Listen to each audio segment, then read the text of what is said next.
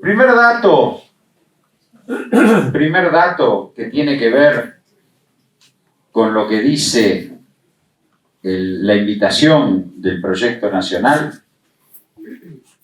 Hay un momento, lo podemos situar con el inicio del macrismo, tal vez, y no recompuesto durante el gobierno del Frente de Todos,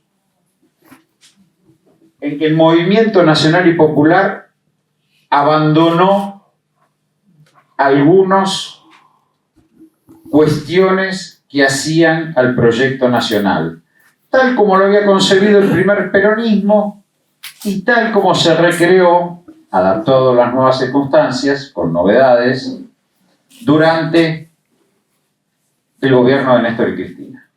Hay un momento que eso dejó de discutirse en esos términos y por ahora no se recuperó. Entonces decimos, vamos a volver mejor, vamos a decir, sí, pero la cuestión del proyecto nacional aparece como una cuestión central. ¿Qué tenía ese proyecto nacional en este, vamos a ponerlo del 2003 al 2015, y que estuvo presente? Primero que nada, la industrialización. No hay viabilidad de la Argentina si Argentina no es un país industrial. Tiene 97% de su población urbana. En las grandes áreas metropolitanas, Gran Córdoba, Gran Rosario, Gran Buenos Aires, si no hay industria, eso se vuelve un espacio urbano degradado de servicios personales y no hay destino productivo. Este es el primer dato a tener en cuenta. Ese es el primer dato a tener en cuenta, la industrialización. La industrialización estuvo presente a partir del 2003, preservada, ordenada como proceso. El segundo elemento fundamental es la redistribución del crecimiento. Este es otro dato. ¿Qué Perón construye? Algunos dicen que sí, que no, que el primer estado de bienestar. El primer estado de bienestar era que un trabajador con su trabajo tenía salario familiar y podía atender los dos grupos vulnerables de la sociedad, que son los que no trabajan, son los adultos mayores, niños y adolescentes. ¿Sí? Muy bien. Con el aporte de su salario, había salario familiar para su familia y contribuía a su jubilación, indirectamente contribuía a sus mayores en la protección social. Estaban los grupos que no trabajaban, los grupos vulnerables de la sociedad, protegidos. Esa construcción de estado de bienestar se rompe a partir de un ciclo largo de desempleo entre 1994 y 2006, de desempleo de 2 dígitos, se rompe todo.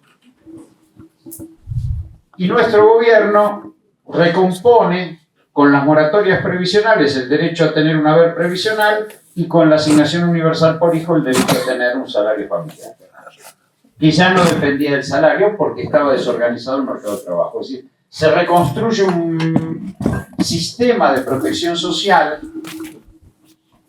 ya no dependiente del trabajo, que daba cuenta de la desorganización. Entonces era industrialización, era protección social. Y aparece un hecho novedoso, sí, que no estaba en el primer peronismo y que es novedoso, que da cuenta del escenario global, que es la inserción en Sudamérica como un espacio de realización económica. La relación con Brasil se vuelve singularmente simbiótica. Se exportan autos a Brasil con el sindicato mecánico bien pago, es decir, se potencia la industria en ese mercado interno suramericano. ¿Sí?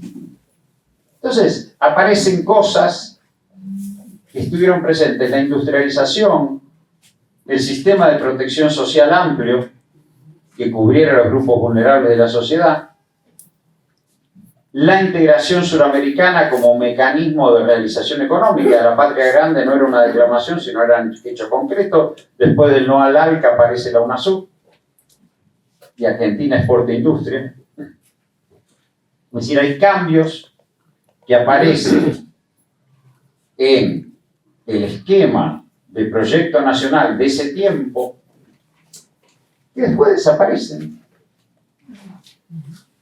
Y después, de hecho, el intercambio con Brasil en el 2011 eran 43.000 millones de dólares, cuando se va Macri era 20.000, alguien lo bajó a la mitad. Pero digo, y no se recompone. Entonces, lo primero que uno se pregunta es, en este contexto, donde hay 53% de argentinos y argentinas debajo de la línea de pobreza, ¿no? 53%, más de la mitad de la población. Nadie habla de un shock redistributivo. Alguien podría decir, bueno, si crecemos durante 20 años el 3% anual, esa pobreza va a ir disminuyendo. Sí, hija. Ahora, lo que se produjo en el 2003 era un shock redistributivo. A partir de apropiar, ¿qué? Renta extraordinaria, y se aplicaba a la recomposición de un tejido social que estaba hecho pelota por la crisis del 2001, pero que venía de arranque de los 90. Nadie está hablando de eso hoy. Hablamos de que tiene que haber un Estado más eficiente, que tiene que haber reformas administrativas, que tienen que haber... No. Shock redistributivo. Y miren que hay renta extraordinaria hoy en la Argentina, más que aquella época, porque hoy tenemos minerales, hidrocarburos, además del agro. Tampoco se definió una política hacia Sudamérica. Estaba Lula gobernando, uno esperaba que recomponíamos cierta simbiosis. Tampoco. Estoy hablando de nuestro gobierno, del gobierno al frente de todos. Es decir, hay un problema en el movimiento nacional y popular. Bueno, hay más de uno. Pero ¿sabés dónde se objetiva ese problema? En Milei. Milei es un fenómeno argentino. No es un fenómeno mundial. Porque acá nos dicen, sí, la ultraderecha, sí, ganó un estado en Alemania. No. No. Porque en México gobierna Morena. Y Claudia Sheinbaum, científica, feminista, ganó con el 58% de los votos. Y si uno recuerda a AMLO y trae un comunicador acá, le diría a AMLO, vos no sabés lo que hacés, cómo vas a hablar toda la mañana, una hora, ¿quién te escucha? Un hombre mayor que habla cansino. No, el TikTok, 2 minutos, algo hicimos mal. No, porque en México, que son marcianos, México, no.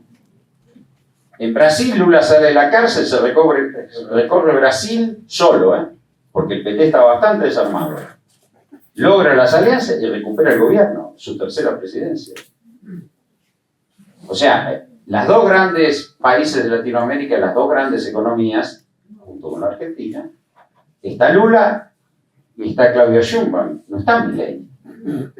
En Colombia está Petro, en Chile está Boric, con su diferencia, en Bolivia es un quilombo, pero está Arce. Algún problema, Venezuela se sostiene, algún problema. Y si uno mira Europa, todos daban por ganadora Marine Le Pen en Francia. Terminó Mélenchon cantando la Internacional. No pasó.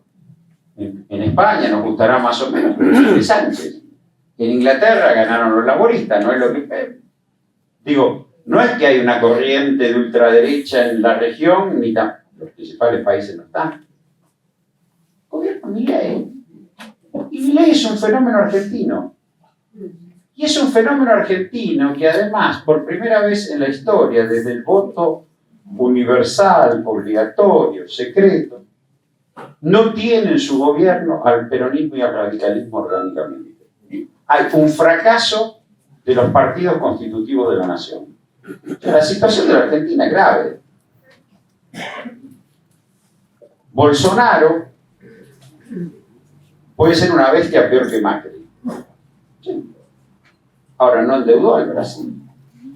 Dijo que iba a venir, iba a privatizar Petrobras, iba a cerrar el Banco de Desarrollo, iba a romper 80 años de política industrial en Brasil.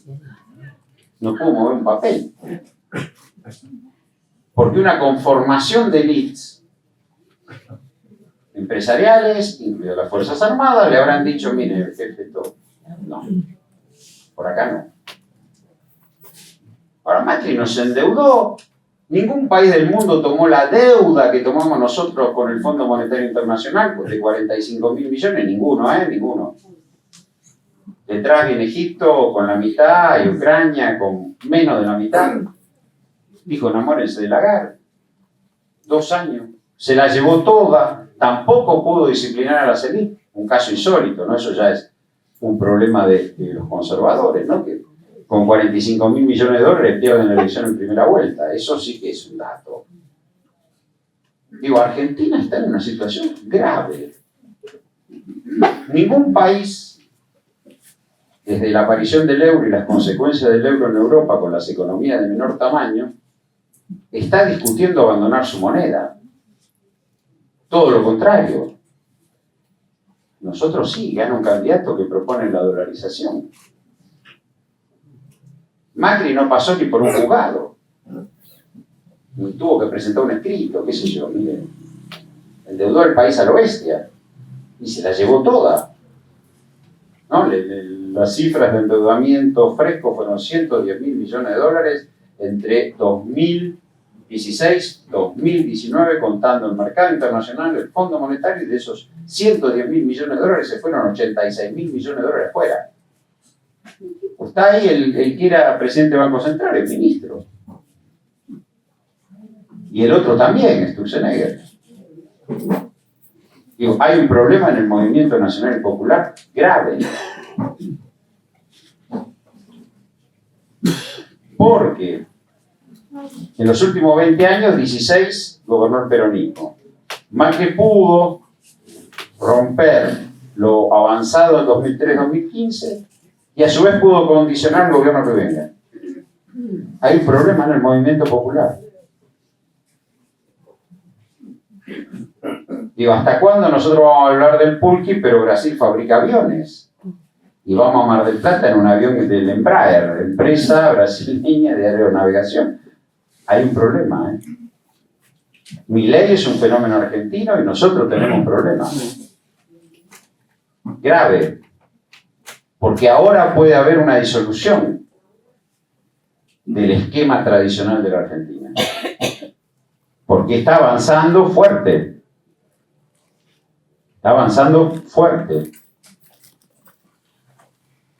Por eso yo digo que hay que recrear un proyecto nacional, hay que volver a hablar de industria, hay que volver a hablar de shock redistributivo, hay que volver a hablar de empresas públicas, hay que volver a hablar de apropiación de la renta extraordinaria con un modelo de industrialización. Estas cosas no están en la agenda.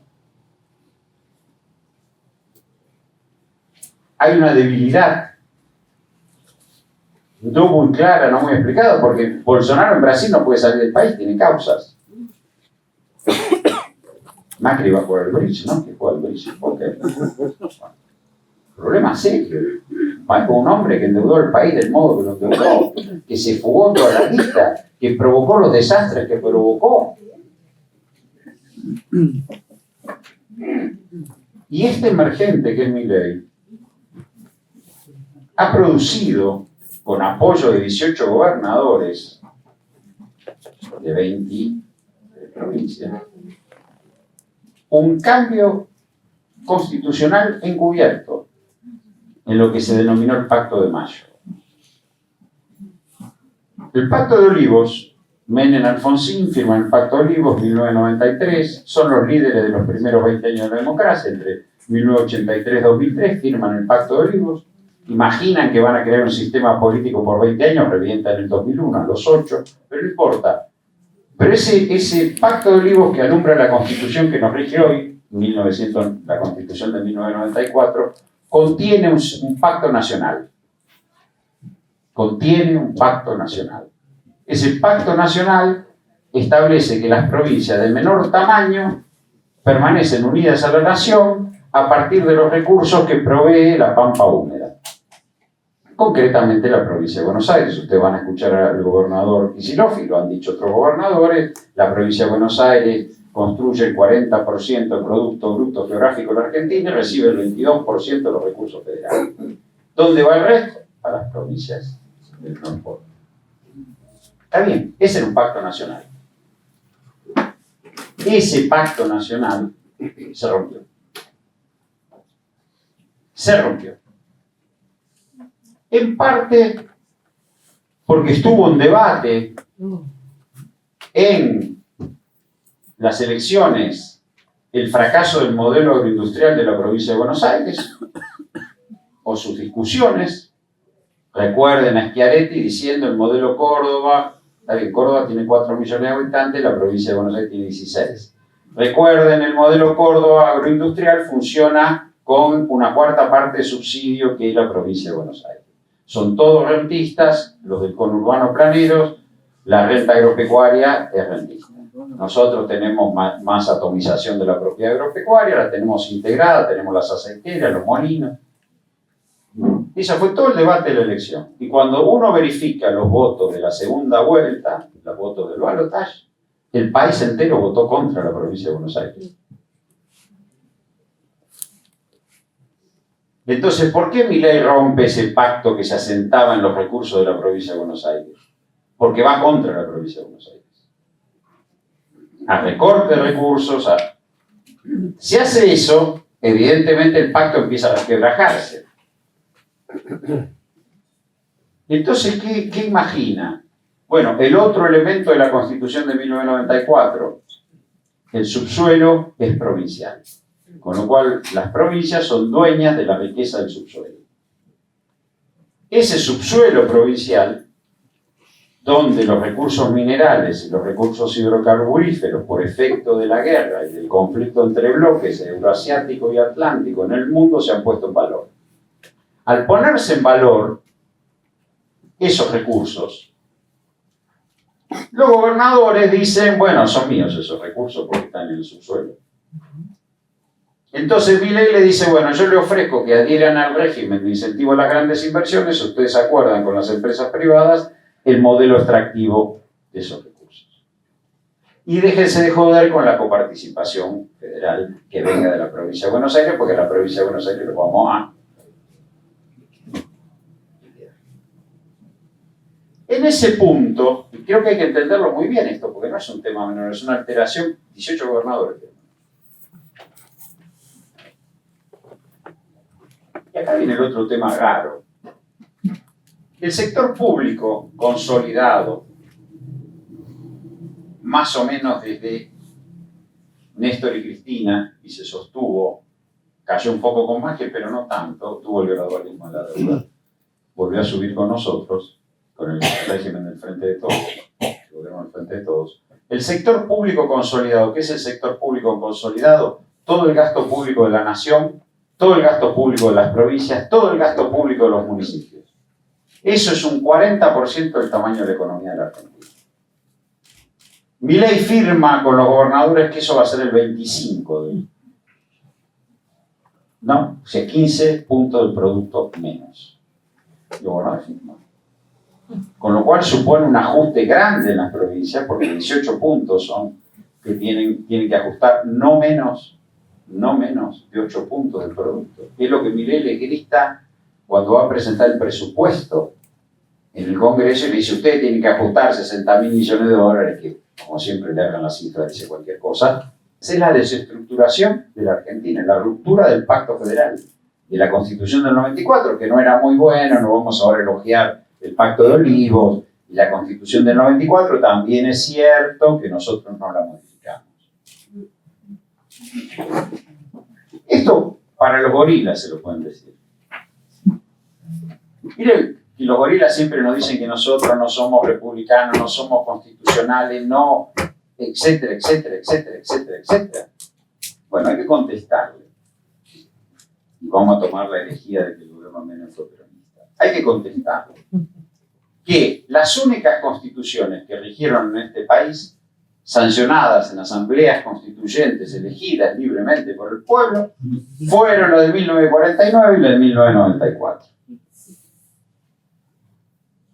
Y es curioso, y por eso digo que tal vez fue una falla nuestra, esas dos constituciones reflejaron las 2 décadas de gobiernos peronistas. Uno neoliberal reflejó su proyecto de nación, otro, la comunidad organizada, quedó en un plasmado. Nosotros, tal vez, debimos haber plasmado esos 12 años en un texto constitucional. Bueno, no se consiguieron. No hubo ni mayoría para reformar directa ni consenso, pero bueno. Pero lo que hay acá es una reforma encubierta que altera las bases de los pactos federales. Que altera las bases de los pactos federales. Y este tipo se da el lujo, por ejemplo, de cerrar sucursales del Banco Nación en aquellos territorios que pretendan modificar ese esquema de corset. Lo cual habría que denunciarlo penalmente porque retirar al banco público de un mercado financiero que está funcionando es un daño al patrimonio del banco público, decidido libremente. Pero bueno, lo que digo es que Milei es un fenómeno argentino. Hay que entenderlo así. Hay que entenderlo así. Que es producto de las acciones de Macri con el radicalismo como furgón de cola y las omisiones nuestras como gobierno de coalición peronista de ese periodo. Cuando uno señala, y voy a referirme al gobierno que me tocó integrar también, porque yo fui funcionario 7 meses, pero fui funcionario como secretario de Estado. Ahora voy a mencionar algunas cosas, pero el gobierno al Frente de Todos tuvo un acierto importante, tuvo una desdicha, que fue asumir y recibir de lleno la pandemia global. Digo, eso no es culpa ni de Alberto, ni de Cristina, ni de Massa, eso ocurrió. La pandemia global. Bien. Y la enfrenta con un Estado quebrado por la deuda, o sea, con pocos recursos, sin capacidad de financiarse. Y la enfrenta y pone plata en la calle, 6,5 puntos de apoyo, con financiamiento monetario, con emisión monetaria. Los agregados monetarios normalmente son 27, 28 puntos del PIB, lo llevó a 34, y el déficit llegó a 8 puntos. Se la jugaron. Nosotros dijimos que el IFE era insuficiente, la ATP, pero sin financiamiento el gobierno la puso. Hasta ahí. Y eso se refleja en la tasa de mortalidad, homenaje a Ginés. Sí.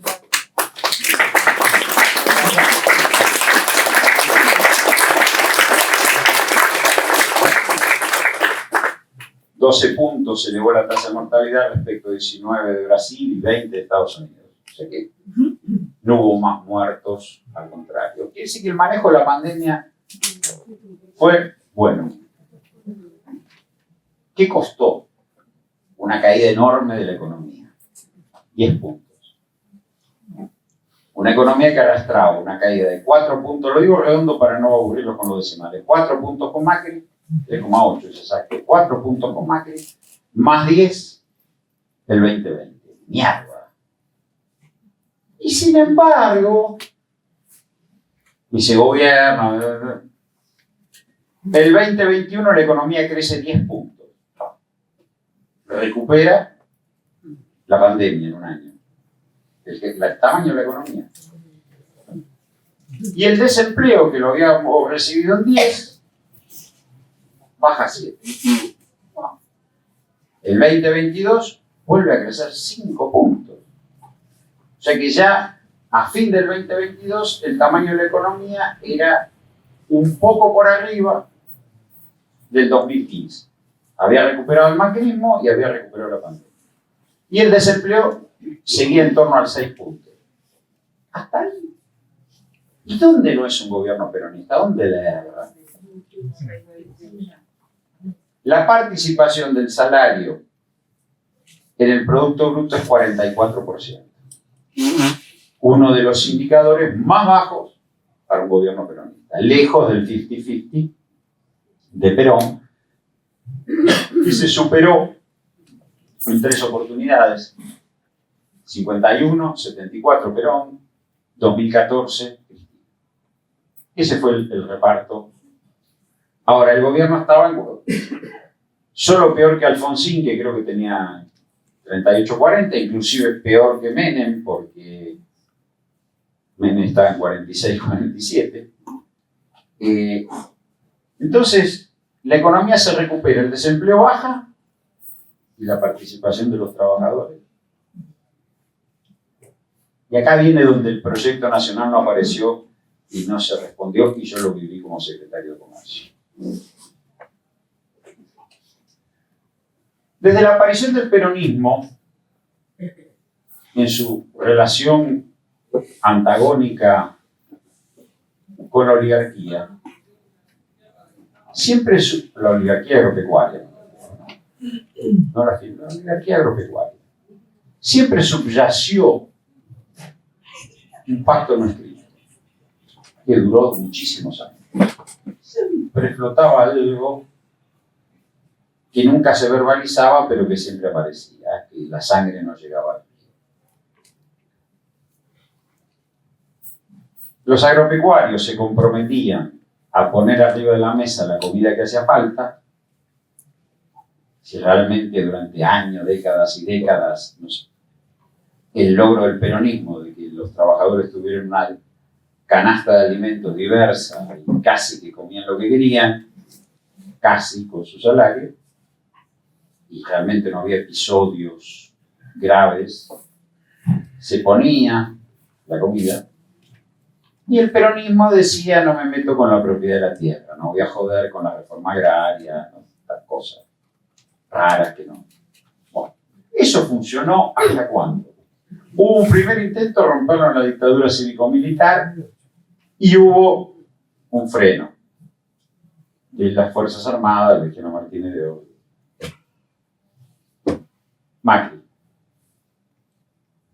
Macri rompe ese pacto cuando la primera medida de gobierno que toma es bajar las detenciones, bajar los derechos de exportación y devaluar 50% en un solo acto.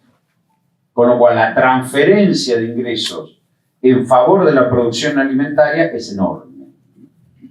Y aproxima los precios al estándar internacional. Es decir, lo que provocaban los derechos de exportación y la regulación cambiaria era que no terminábamos pagando la galletita a precio internacional. Bueno, esto lo pone a precio internacional. Y no se volvió más de ahí. Eso en parte hay que explicar algunas rupturas. Para que el salario rinda, energía y alimentos tienen que ser baratos. Si no, no hay salario que aguante. Yo puedo tener la mejor paritaria, la mejor fórmula previsional, pero si no se garantiza el consumo esencial a una oferta razonable, es decir, si el trabajador, o inclusive el jubilado, tiene que invertir su ingreso en llenar el changuito y pagar la boleta de luz, es economía de subsistencia. No es mercado interno. Mercado interno es cuando el tipo puede ir y comprarse una camisa, puede ir y comprar electrodoméstico, puede ir y irse de vacaciones. Bueno, ¿por qué? Porque el consumo esencial está ordenado, regulado. Esto se rompe con Macri y no se vuelve atrás. Y no se vuelve atrás. Entonces, el techo que hay en el salario tiene que ver con eso.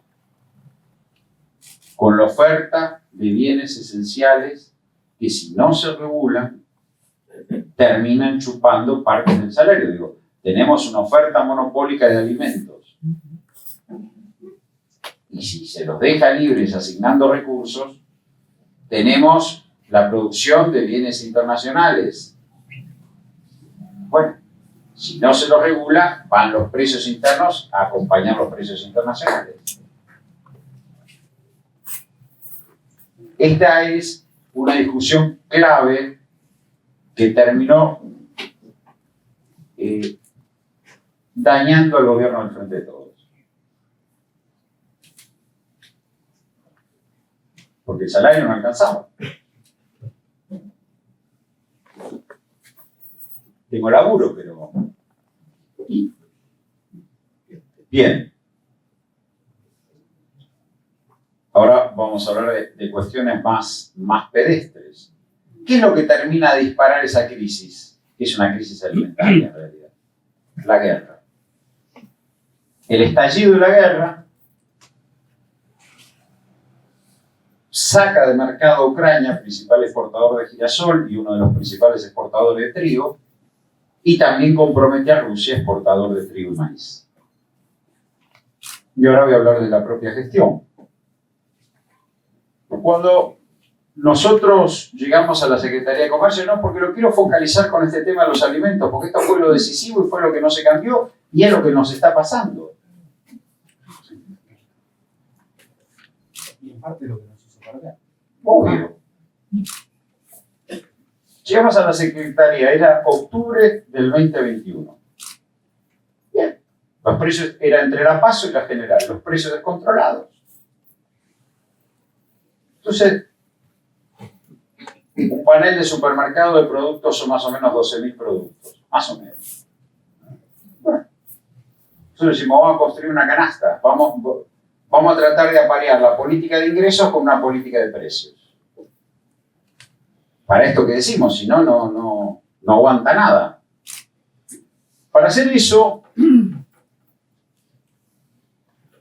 tomamos, recuerden, 12.000 productos, tomamos 1.500 productos. Vamos a construir una canasta de para clase media o media baja, en el marco de lo que había sido el programa de precios cuidados, lo ampliamos, y por 3 meses congelamos 1.500 productos.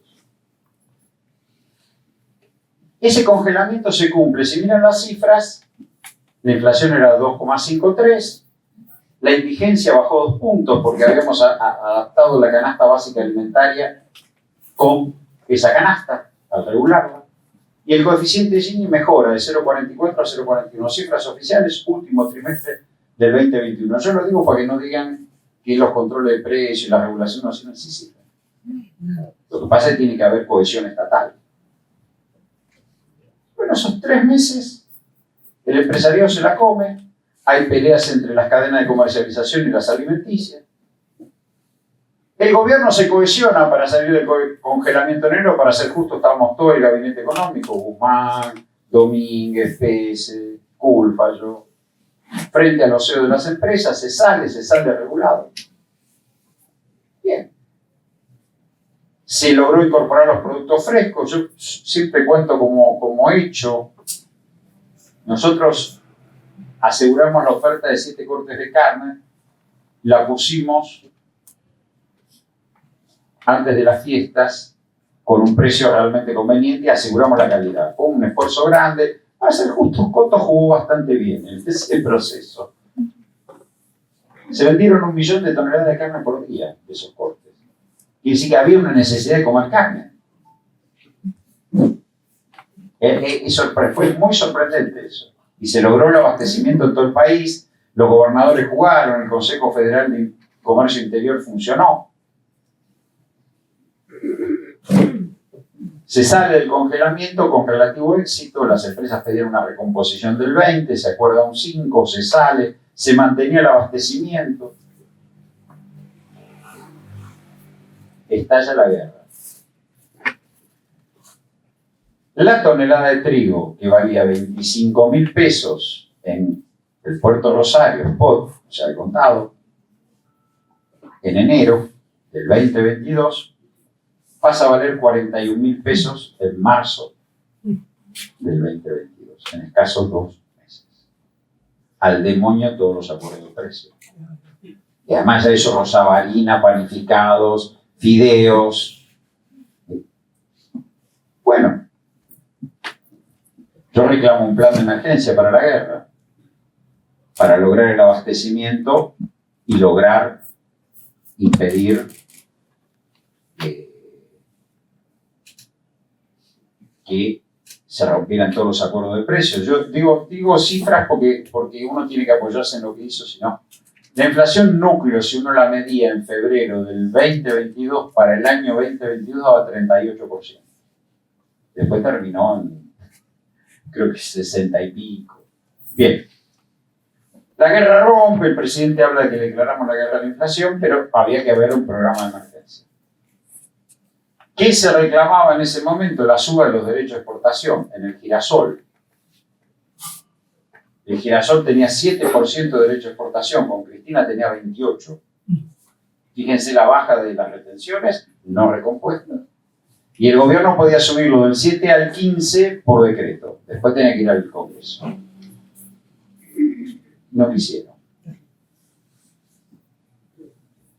Se reclamaba que se cerrara el registro de exportadores. Es más, yo tenía la Cancillería que estaba diciendo lo bueno que era exportar carne al Líbano, porque tenían un montón de órdenes pedidos. Yo sí le digo, exporten todo.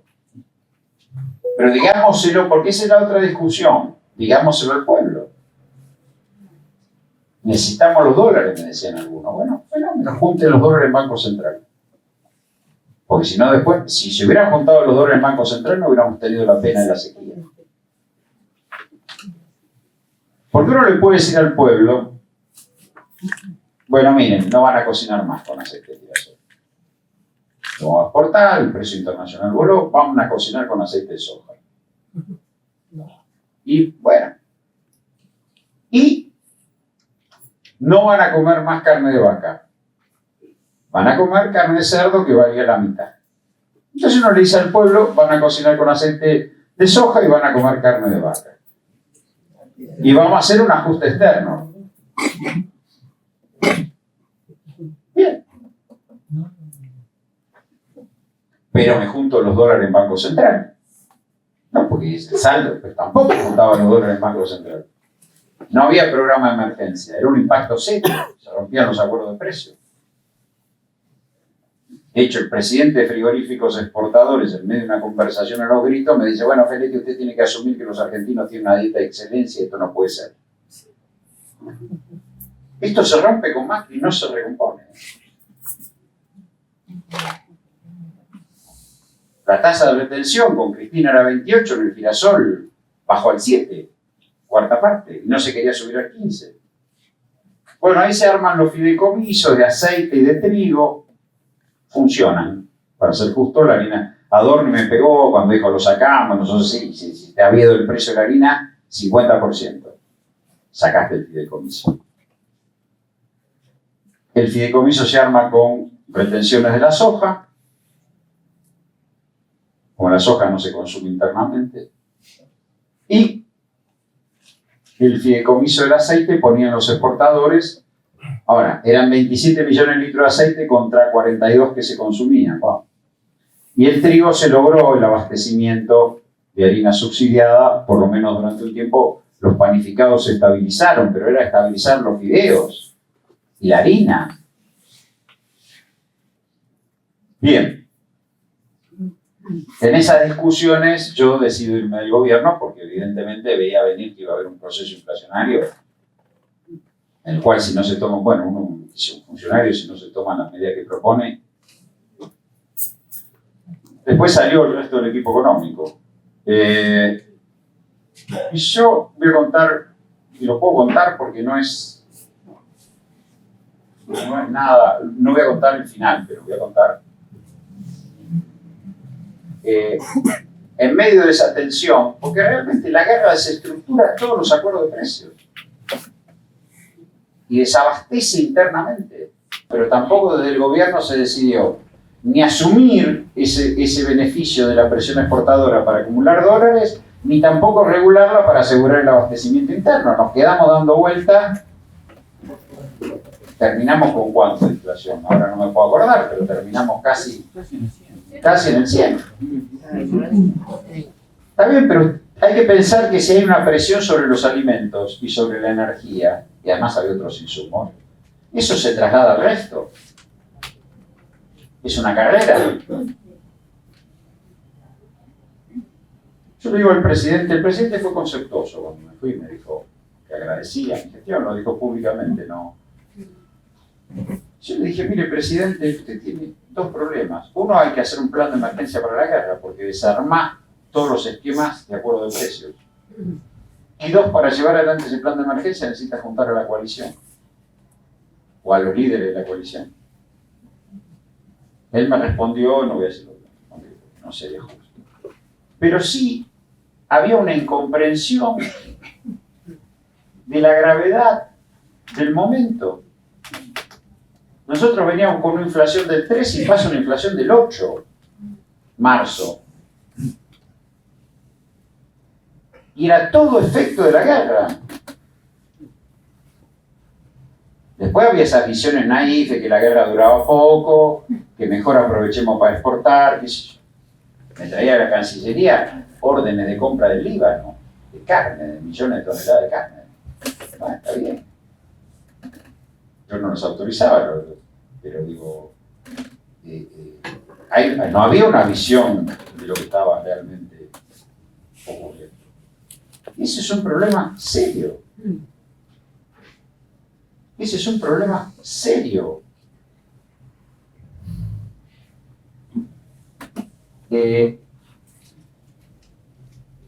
Yo creo, yo ya termino, porque ya me parece mucho, qué sé yo.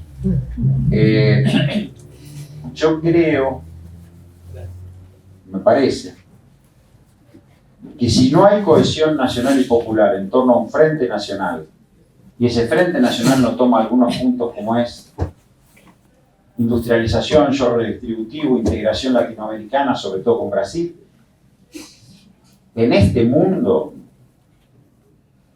y con la desestructuración que se está proponiendo a partir de los recursos naturales, vamos mal, vamos mal como nación. Por eso hablo del proyecto de nación. Milei desestructura el proyecto o el Pacto Federal de la Constitución del 94 sin reformarla. Un tema no menor. Y ahí queda para ver, o las experiencias históricas. El 2001 también había un frente dolarizador, extranjerizador, pero se lo puso un frente nacional. Se lo puso.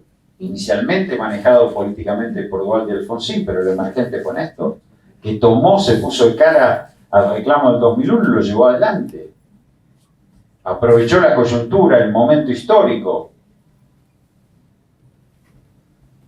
Digo, no pasó eso en el 2019.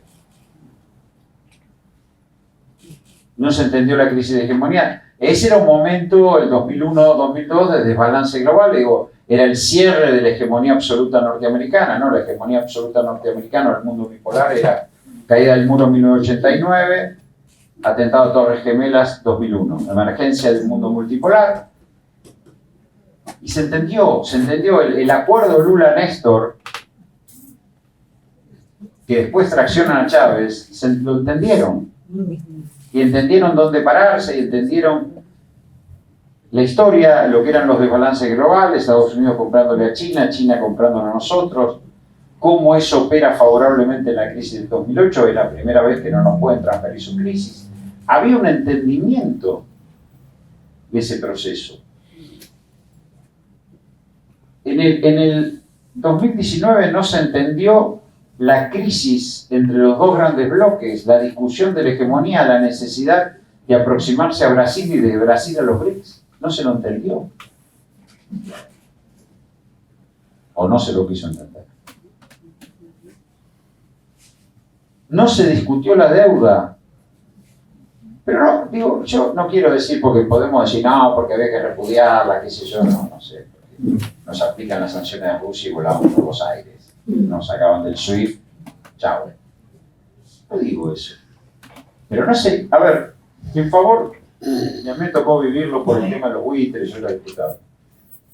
Cristina, cuando batalla contra el ataque de los fondos buitres a una reestructuración argentina que había alcanzado el 92,4%, era insólito que el 1% pusiera en jaque al 92% que lo había aceptado.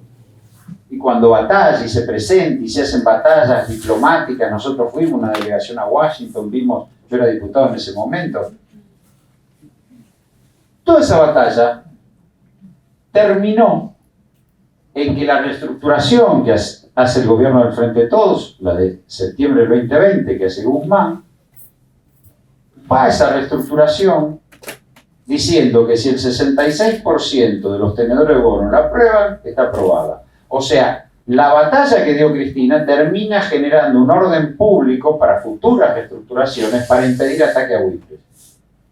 En el tema del fondo, a Argentina le dieron una sobrecuota. A Argentina le hubiera correspondido para el crédito que le dio 23.000 millones de dólares. Terminaron dando 45.000. Para eso se debió haber presentado a la Haya, por lo menos. Está bien, no digo que repudiemos la deuda del fondo. Tiene sus bemoles.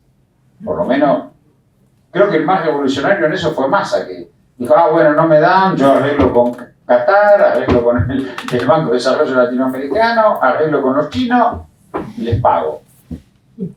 Fue una señal fuerte de buscar un préstamo. Hubiéramos volado por los aires en mayo del 2023, del año pasado. Quiero decir, bueno, faltaron esas decisiones.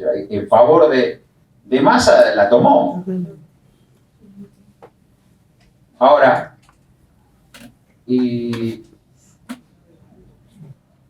lo que uno vio era que no había un combo. No había una cohesión en torno a un rumbo. Bueno, esas cosas me parece que hoy tienen que ser discutidas y puestas arriba de la mesa. Porque esto no es de lo que está pasando en Argentina. Es un experimento bancado internacionalmente, pero es un experimento argentino. Es un experimento argentino. Y esto tiene que estar claramente, tiene que poder abordarse un frente nacional, que genere un proyecto nacional sobre algunas bases claves. Otro punto es la recreación de un pacto federal con las provincias a la luz de los nuevos escenarios. Bueno, todas estas discusiones por ahora no están. Gracias. Varias cosas. Primero, los líderes no se autocritican. Un líder va a agarrar y se va a sentar y lógico lo haga, no se deja ser líder. Yo me equivoqué, no. Perón decía, si Cristo estuviera entre nosotros, dejaría de ser Cristo.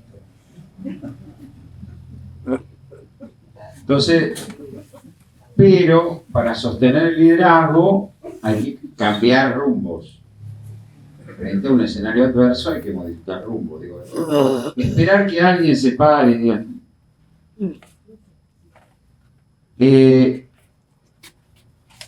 Yo creo que la decisión de apoyar la candidatura presidencial de Massa, hasta donde yo pude ver y sé, estuvo planteada en el momento que se le otorga el ministerio con superpoder, es decir, el momento que se le unifica el ministerio, que era lo que no había pasado antes. Massa era un superministro. A partir de ahí hay una decisión política que lo colocaba en la iglesia presidencial, sin duda. Si eso estaba bien, estaba mal, no sé, pero la realidad es que Massa asume el Ministerio en un contexto de tensiones cambiarias muy grandes, un conjunto de desequilibrios muy grandes, riesgos muy grandes para el gobierno, y por lo menos lo pudo llevar el barco hasta el puerto. 11 millones de votos. 11 millones y medio de votos. Y vos pensás, Bueno, eso no se habla con Sergio, pues. No, eso no me hago cargo.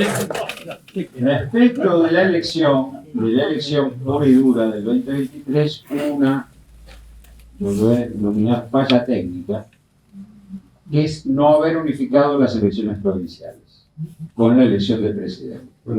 Si las elecciones provinciales, que no sé para qué la desdobló, porque los gobernadores perdieron todos igual. Pero si se hubiera unificado la elección presidencial con la boleta de los gobernadores, seguramente, lo cual no quiere decir nada porque no se pueden hacer análisis contrafácticos, ese 37% hubiera pasado el 40%. Sí, 2-3 puntos más hubiera estado. No sé si hubiera sido por paliza, porque por ahí hubiera habido balotaje, no lo sabemos, todo eso no lo sabemos, pero la realidad es que el empuje de una boleta presidencial con la boleta de los gobernadores en una provincia genera un arrastre de votos que probablemente hubiera favorecido el caudal electoral de Massa, sin duda. Bueno, no ocurrió. También es una falla de conducción política esa, ¿eh? Porque es alguien que sienta a los gobernadores y dice, no, acaban todos juntos. No sé, ese es un punto, o sea, ahí contestamos otra cosa. Después, insisto con el tema de la recreación de un frente nacional. ¿Qué está pasando ahora en ese aspecto? De lo que vos decís. Hay compañeros que ven bonita Villarroel.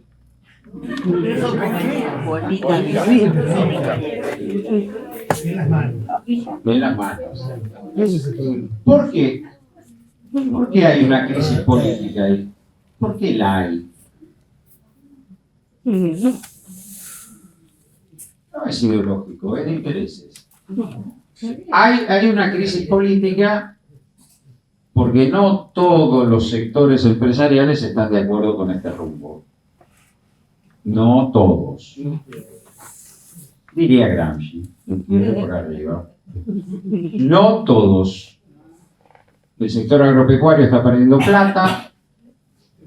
El sector industrial tiene la mitad de la capacidad ociosa y no ve horizonte. No todos. Y temen que si hay sustentabilidad macroeconómica, que la puede haber, porque los vencimientos del año que viene son grandes, una salida de devaluación y default desordenada les baja el precio de los activos y puedan ser sujetos de una compra hostil. Lo mismo escenario del 2001. Viene un error con los bonos de venta. Hay temor de ciertos sectores empresariales. Otros no, otros están articulados con el tema de la energía. Ese es otro tema que lo asusta el sector agropecuario porque va a aparecer, de hecho, un sector dentro de la economía argentina que por primera vez en 120 años va a proveer más divisas que ellos, lo cual no es un tema menor. Y esos sectores empresariales que no están muy de acuerdo con un dólar tan planchado, que sí están todos de acuerdo con hacer pelota a los derechos de los trabajadores, ahí hay consenso, ¿no? Esa es la prenda de unidad. Ahora, después, ¿cómo puede saltar este modelo? No todos. Y muchos tienen relaciones estrechas con China por razones de exportación, las aceiteras, por ejemplo. No todos. Normalmente esos sectores que podemos denominar burguesía nacional, podemos llamarlo para ponerle un nombre de fantasía. Un nombre de fantasía. Esos sectores empresariales nacionales, vamos a ponerle aún más, en otro momento hubieran buscado el peronismo. Hubieran golpeado la puerta, la CGT, no lo están haciendo con el peronismo. La puerta que están golpeando es la de la vicepresidenta. La vicepresidenta podrá tener muchas aspiraciones personales, pero la realidad es que no hace las cosas que hace solo por ella. Ella estaba hablando con determinados sectores. Se viste de gaucha, va a la sociedad rural, se sube un tanque. Digo, todas esas fotos de Villiquen tienen que ver con algunos juegos. Y hay compañeros que dicen, bueno, ahí hay una fractura política, que es lo que vos decís. Y eso puede traccionar y complicar el peronismo. Porque digo, también hubo una reivindicación de Isabel. Pues, la foto. Tampoco quiero ser injusto con Isabel, ¿no? Reconozcámosla. Pero se comió 5 años en cana, pero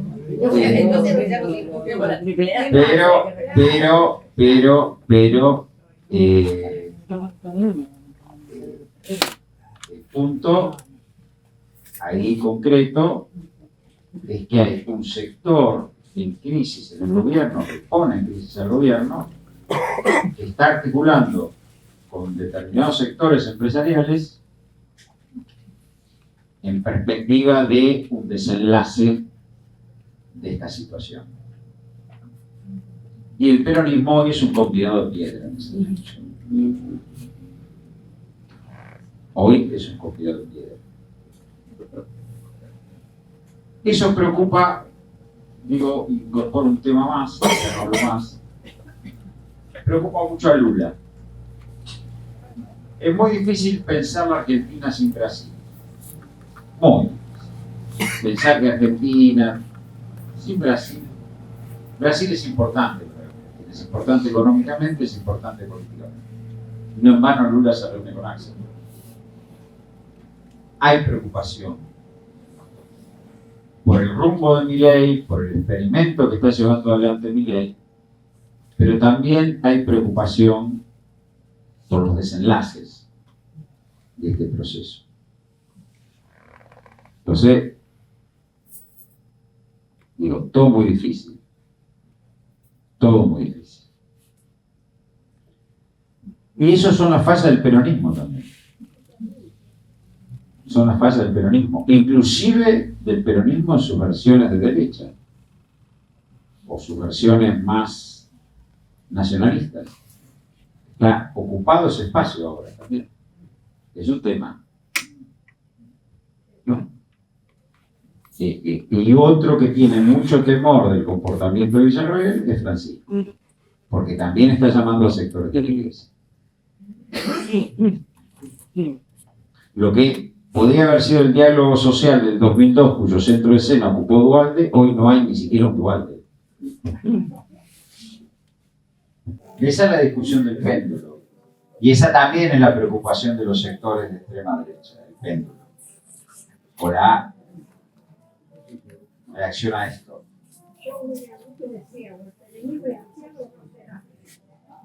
Esa es la discusión. A ver, el problema acá que hay es que no ha habido un consenso, vuelvo al tema, la industria, determinados consensos en torno a la Argentina, ni de sus élites. El gran fracaso de Macri, así como el gran fracaso de Alberto, en mi opinión, y lo que me tocó vivir es no poder abordar el problema de la guerra, el desafío internacional que significaba la guerra, y la crisis de bloques. El gran fracaso de Macri es no poder disciplinar a las élites, tener 45.000 millones de dólares en la mano y no poder ordenarlas. Argentina no puede, no hay proyecto nacional ni siquiera en las élites. Y este es un problema, y eso sí es riesgo. Digo, Estados Unidos, Rusia, China, emergen como proyecto de nación después de liquidar a sus clases rentistas. Las liquidan, literal. Francia se convierte en una nación de pequeños propietarios después del terror jacobino. Brasil negocia. Getúlio convence a los varones del café de hacerse industriales. Los convence, de industrializar la renta. Acá, el tipo que le va bien con una fábrica se compra un campo, al contrario, desindustrializa la renta. Entonces es un tema. La pulsión por lo primario, por lo rentista, es un problema. Digo, en otros países, bueno, México tuvo su revolución también.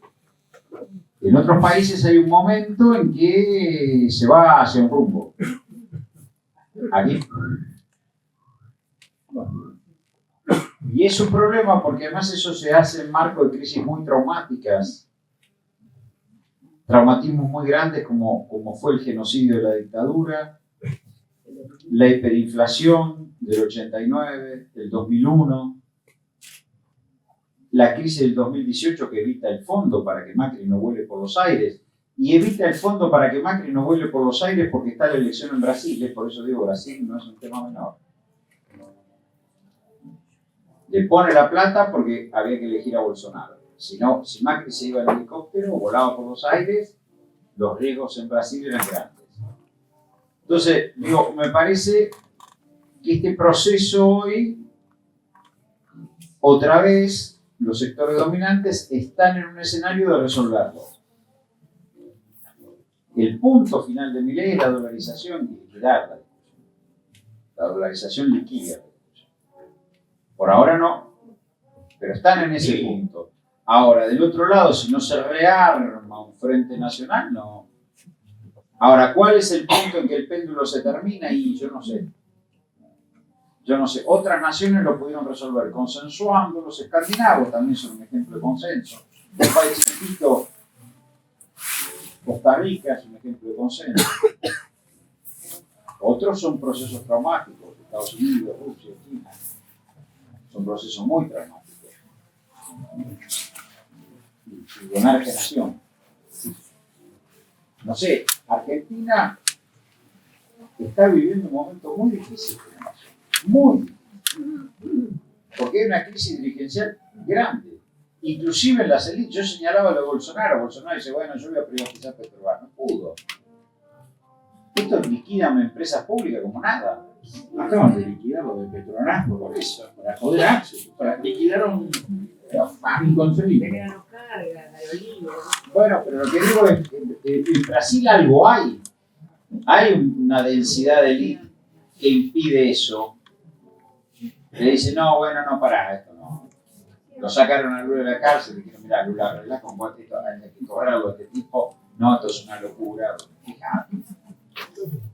Pero es cierto, en Brasil se reunieron lo que ellos llaman las vacas sagradas, que todavía viven, que Fernando Enrique Cardoso con Sarney y con Lula se juntaron los tres y dijeron, bueno, no, mira, ¿qué vamos a hacer? Digo, me parece que pasan cosas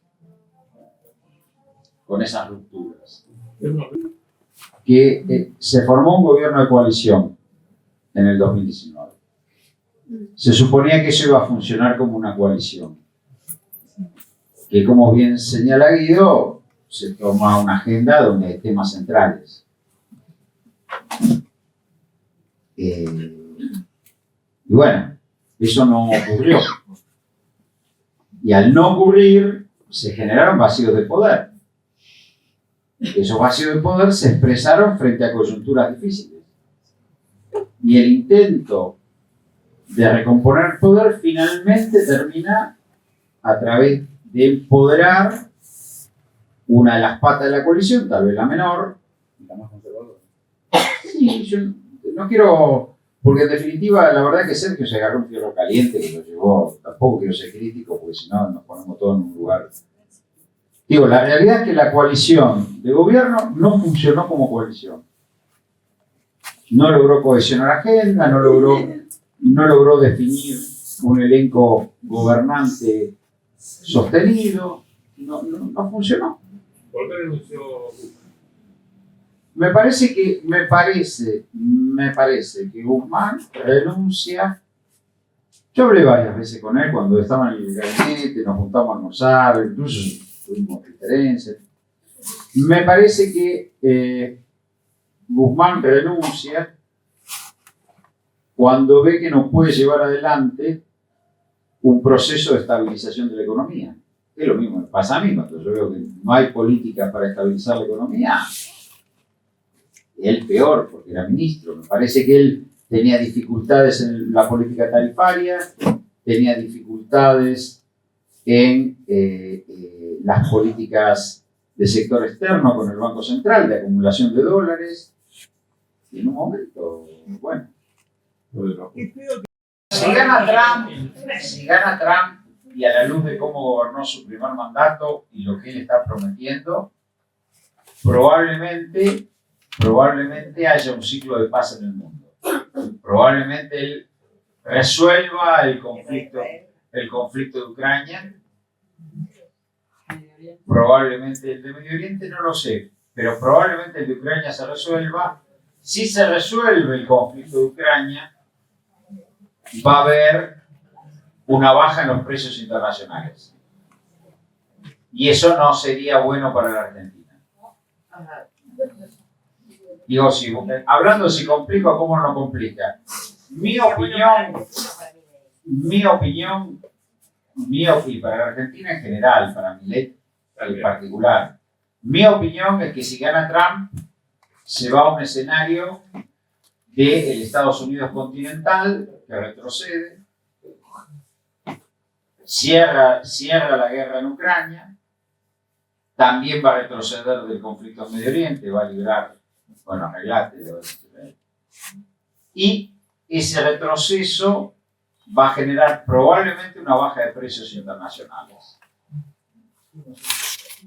Probablemente.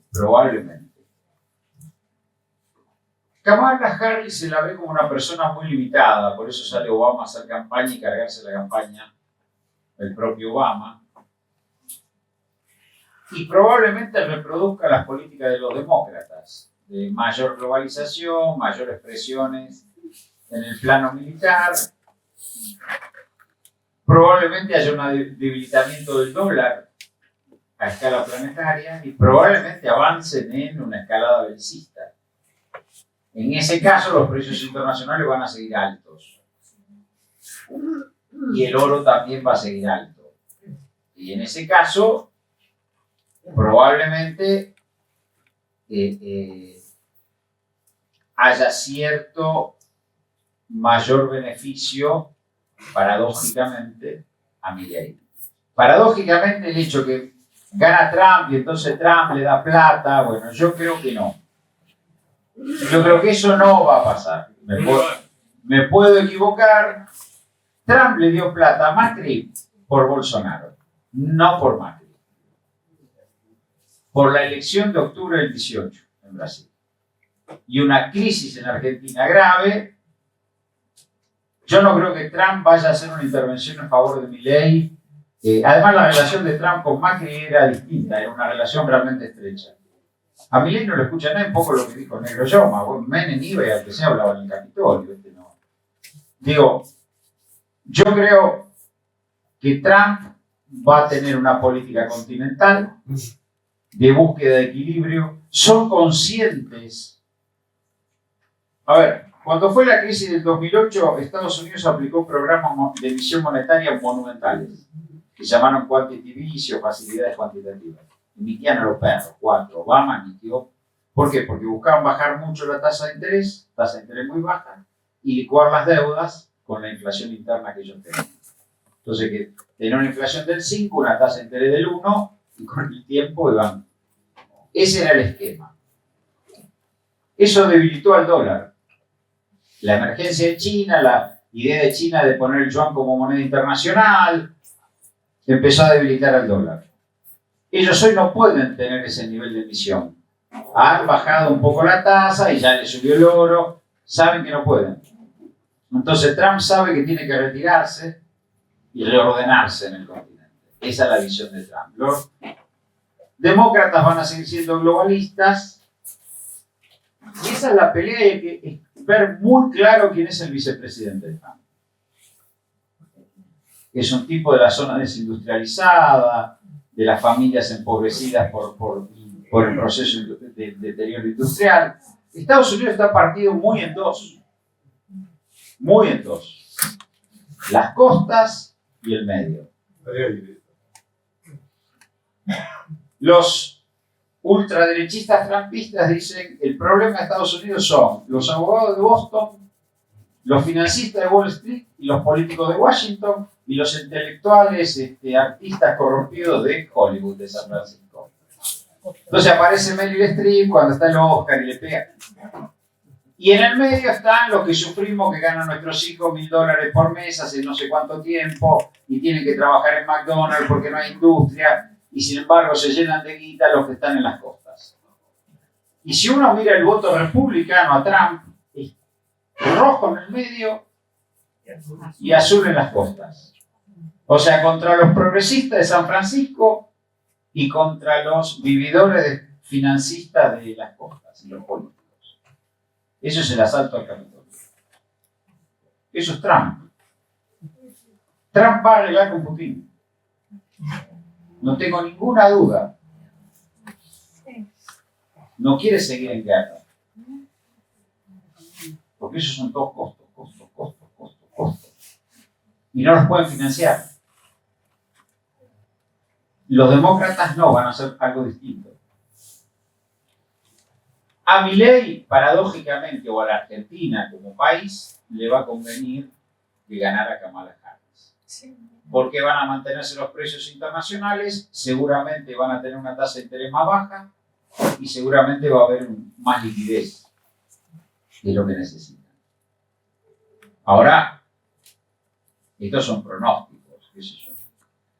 Puedo equivocarme. Pero viene el ciclo, la pelea de la 125, no nos olvidemos que incidía en lo que iba a ser el rush de suba del precio de la soja, que se iba desde $400 a $600 la tonelada, que duró 5 años y fue una pelea de $9.000 millones. Tampoco fue una pelea así chiquita, fue una pelea grosa. Que a lo mejor se dio mal, a lo mejor se dio bien, pero fue lo peor es que arruinó un instrumento que hubiera servido como las retenciones móviles o los derechos de exportación móviles. Hermano, se hubiera venido muy bien con la guerra, porque subía, bajaba. Eso por un lado. Por el otro, yo creo, y lo señalé, ese sector hoy está buscando alternativas políticas, pero las está buscando con Villarroel. ¿Por qué con el peronismo no? Bueno, porque subyace una discusión con ese sector que yo la señalé antes, y que por ahí Schiaretti la discutió en Córdoba de otro modo, eso es mérito de la Sota. Ese sector nunca tiende a industrializar una parte de su renta, pero ya ni siquiera te digo poner una fábrica textil, te hablo de una fábrica de fideo, quiero decir, industrializar en agroalimentos. Entonces, frente a ese sector rentista, y la verdad que el único que planteó una alternativa a ese sector fue Moreno con la ley de arrendamientos. Frente a ese sector rentista, hay una tensión histórica con el peronismo y es difícil que nos confíen. Es difícil que nos confíen. Porque también ellos ahora no deben estar entendiendo nada porque a ellos se les está ampliando la unidad económica rentable, que si era de 100 o 150 hectáreas pasó a 300. Entonces que no tiene 300 hectáreas, para abajo empieza a perder plata. Ahora, ¿por qué no discute con nosotros? Y es un tema muy complejo, muy complejo. Que tiene que ver con historia, tiene que ver con también, y esto no lo digo solo yo, lo dicen varios economistas industriales, hay un embrutecimiento de la dirigencia empresarial en general. Yo lo viví en la Secretaría de Comercio, yo fui 2 veces secretario de Estado de la Nación. 2009-2011 como viceministro de Amado Boudou y 2021-2022 como secretario de Comercio. 10 años después volví a ser secretario de Estado de Nación. El empresariado que yo me encuentro 10 años después, post-macrismo, era un empresariado más bruto y más violento, más prepotente. El empresariado que venía al Ministerio de Economía en el 2010 era un empresariado dispuesto a consensuar, a discutir, planteaba números, discutía, entendía los roles del Estado. Ese empresariado no. Un empresariado bueno. Pero en el 2010 iba bien. El 2010 iba bien, nos apoyaba. De hecho, nos apoyaba. 54%, la economía crecía, estaba todo ordenado. Las cosas hay que ver más. Ahora, hoy, el campo yo creo que está en problemas serios, pero creo que también tiene una dirigencia que no... Y hay una refracción al peronismo. Yo me refiero a ir a buscarla. A ir a buscarla, pero ir a buscarla es una tarea nuestra que también tiene nuestros problemas ahí. Con una dirigencia o que los mira con recelo o que quiere hacer todo lo que le dice ese sector porque entonces queda bien. Digo, es muy...